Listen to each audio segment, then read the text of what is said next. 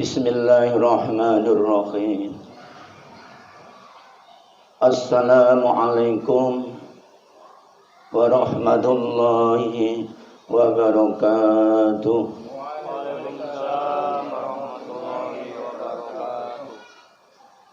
Alhamdulillahilladzi arsala rasulahu bil huda wa dinil haqqi liyudhhirahu 'alad dini kullih wa kafa billahi syahida. Asyhadu an la ilaha illallah wahdahu la syarikalah wa asyhadu anna Muhammadan 'abduhu wa rasuluh. Allahumma shalli ala Muhammadin fil awwalin, Allahumma shalli ala sayyidina Muhammadin fil akhirin wa rahmatan lil alamin. Amma ba'du. A'udzu billahi minasy syaithanir rajim. Bismillahirrahmanirrahim. Wa man kana fi hadhihi a'ma wa huwa fil akhirati a'ma wa adallu sabila.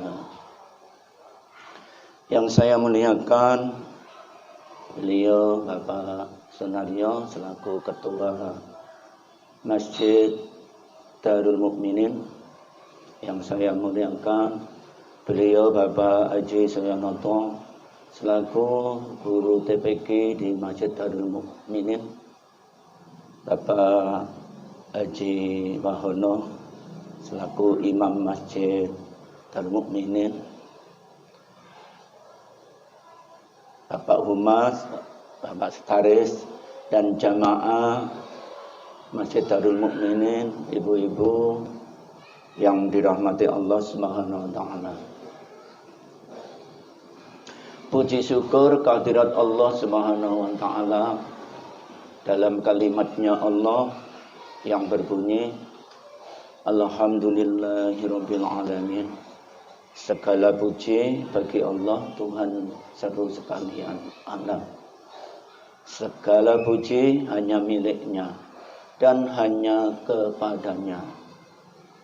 Zat yang telah menciptakan segala sesuatu.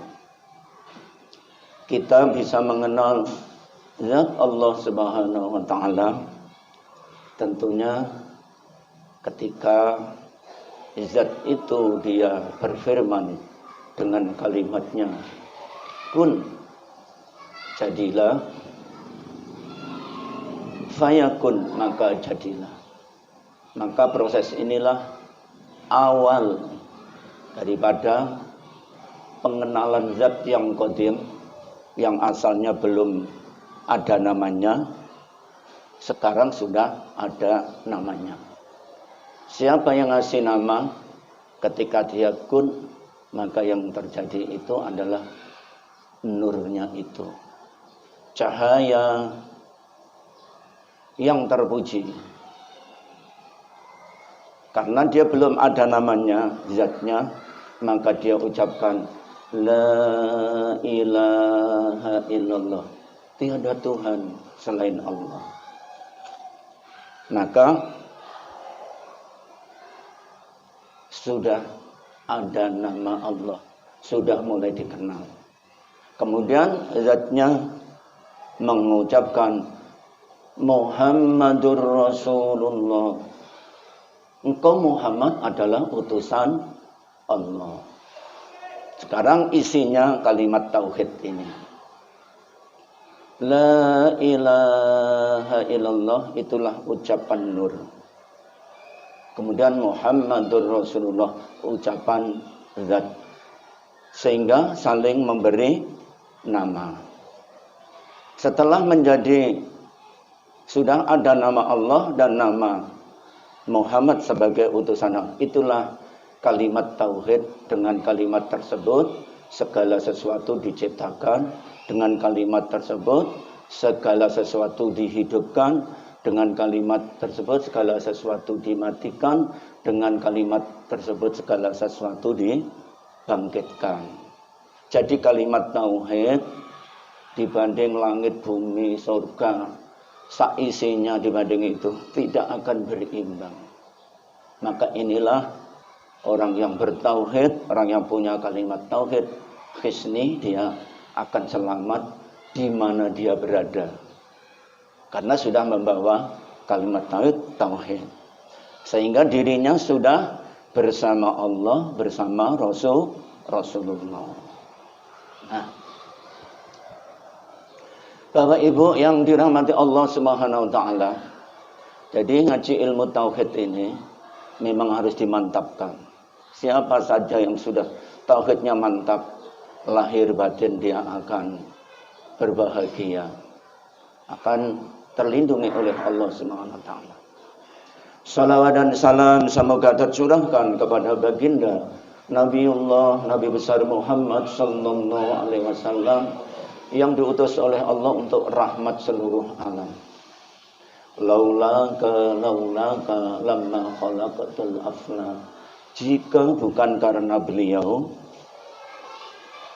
maka Allah tidak akan menciptakan segala sesuatu. Jadi Nabi Muhammad itu selalu gandeng dengan Allah Subhanahu wa taala. Tersebut namaku, tersebut namamu, tersebut namamu, tersebut namaku.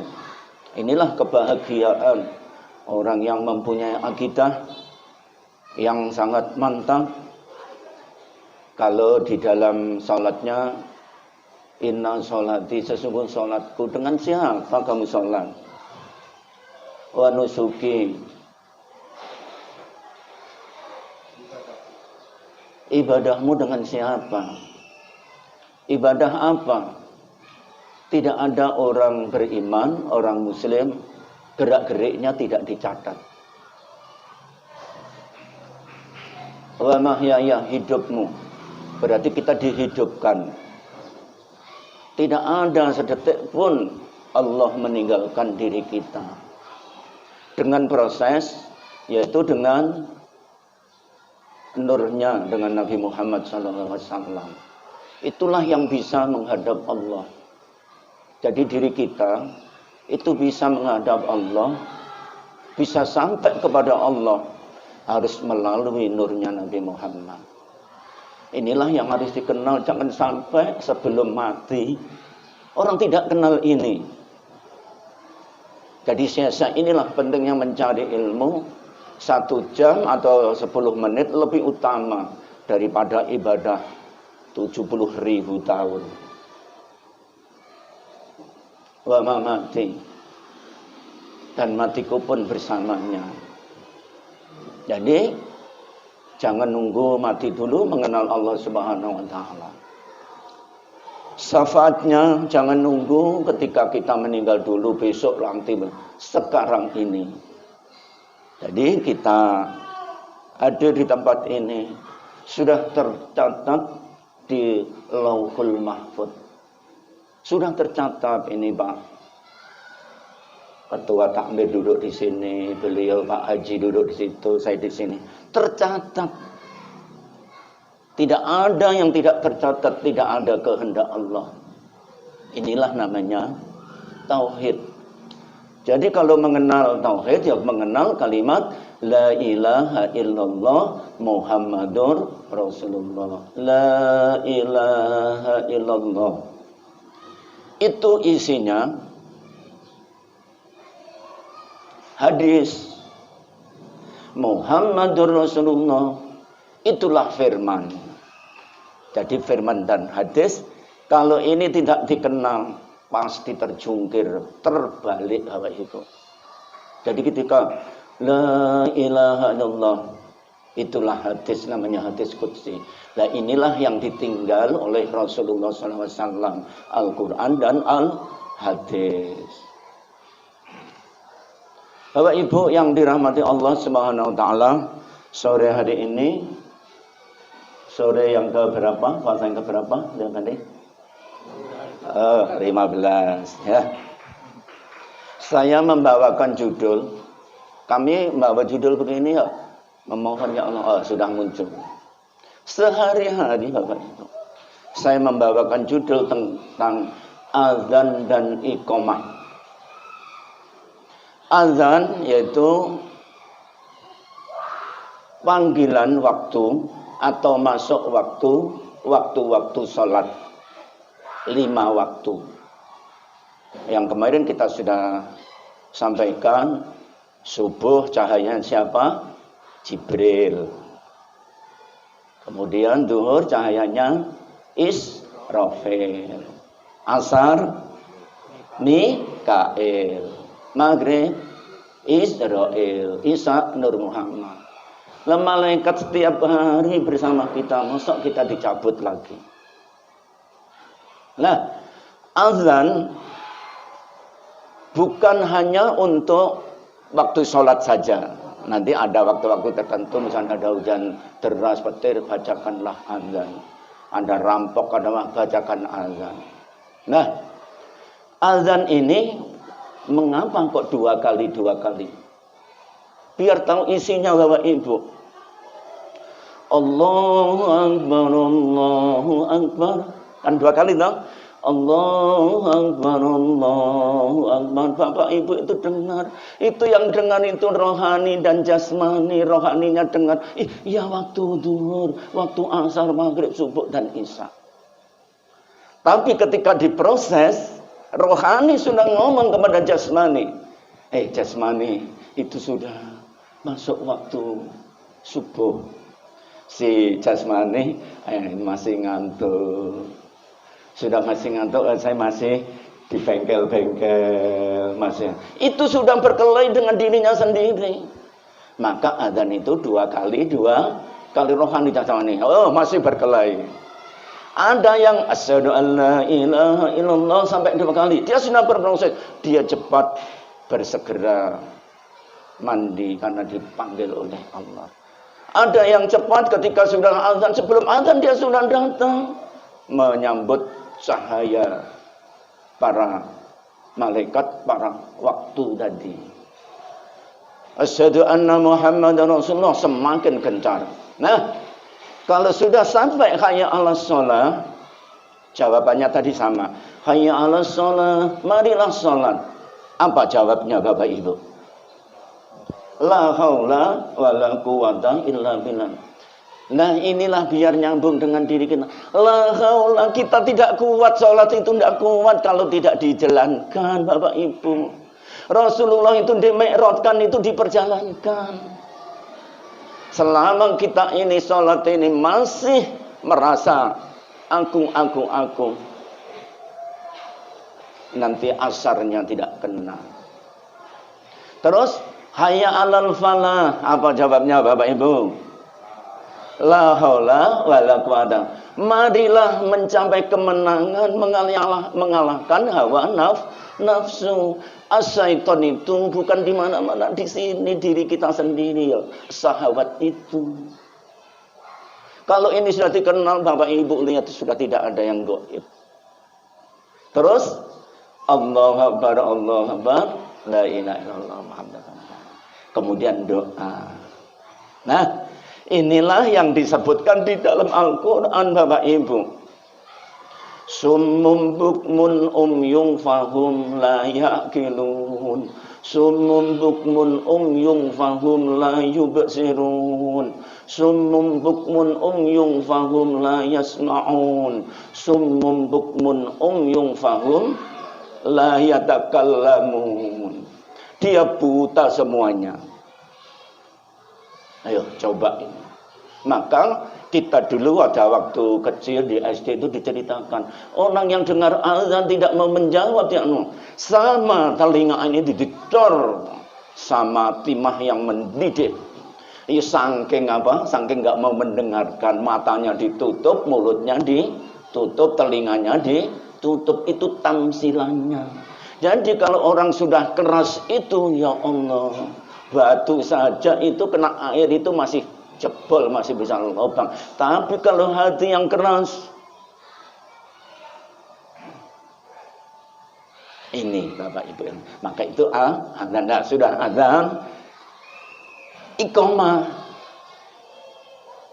As-salatu mi'rajul mu'min. Salat itu mi'rajnya orang-orang yang beriman. Kalau Rasulullah di Isra Mi'rajkan, kita juga sama Bapak Ibu. Kendaraannya apa? Sama, buruk Bapak Ibu. Kok kita berani? Insya Allah kami cari ilmu ini sudah panjang. Dan di salat ini adalah mi'raj. Ketika iqamah tidak dua bacaan azan itu. Allahu Akbar, asyhadu an la ilaha illallah, asyhadu anna Muhammadar Rasulullah, hayya 'alas shalah, hayya 'alal falah, qad qamatis shalah, qad qamatis shalah, Allahu Akbar, la ilaha illallah. Cepat-cepat disambut. Rohani dan jasmani sudah menjadi satu. Tadi azan dua-dua tadi. Ayo dijadikan satu terus. Rohani jasmani jadi satu terus. Jadi kalau mati jangan pisah. Jangan tinggal di kuburan. Jangan jadi belatung. Harus berproses setiap hari, berwudu bersama-sama, makan sama-sama, sholat.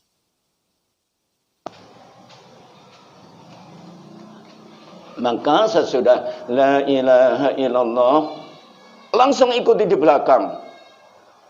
La ilaha illallah Muhammadur Rasulullah. Jemputlah sang maha guru, sang imam sejati. Siapa imam kita? Kalau imamnya ya boleh Pak Haji, boleh Pak Takmir, boleh siapa saja boleh. Itu syariahnya. Kalau hakikatnya ya Rasulullah itu Imam Haramain, Imam Masjid Mekah dan Madinah. Jadi Pak imamnya siapa imamnya? Yaitu. Maka langsung dapat sallallahu. Sudah digerakkan. Ayatnya minallahi fil ma'arij. Al-Ma'arij ayat itu. Kalau menghadap Allah itu melalui tangga-tangganya. Sudah niat Bapak Ibu. Nanti rukun salat 13 saya bongkar qalbi, qauli dan fi'linya. Qalbi, qauli dan fi'linya. Itulah perbedaan azan dan iqamah. Azan dua kali untuk rohani dan jasmani. Iqamah rohani dan jasmani sudah menjadi satu, maka dia baru digerakkan semuanya. Nanti ada tahiyat awal, tahiyat akhir. Kita buka mana yang mengesahkan, mana yang menyaksikan. Terima kasih Bapak Ibu yang dirahmati Allah Subhanahu wa taala. Inilah kajian kita.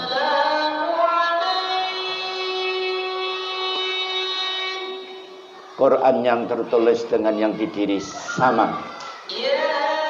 Assalamualaikum warahmatullahi wabarakatuh.